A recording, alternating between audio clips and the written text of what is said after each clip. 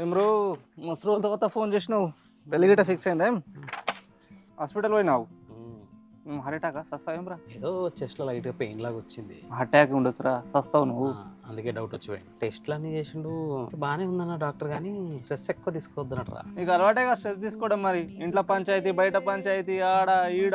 ఇక మనకేమో మన జాబ్లో వితౌట్ స్ట్రెస్ ఏడైతుందిరా మనకి కాదు కదా.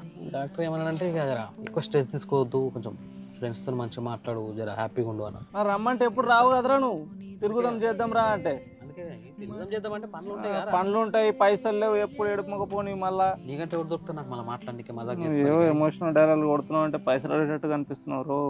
ఎట్లా 3,000 కావాలి దానికి. గది చెప్పరా ఆదరా ముందు, దాని గురించి ఇవన్నీ చెప్తావు. లేదులే చేయించిన ఏమన్నా ఇట్లనే మాడొకరు వచ్చి చచ్చిపోయినాడు పాప. నువ్వు సచ్చే రకమా, మమ్మల్ని చంపే రకం, నువ్వు కూడా వస్తావురా. పా పోయి లైట్గా ఛాయ్ తాగడం, అవన్నీ తాగినందుకే అట్లా అయింది. అవులే సరే నాడు.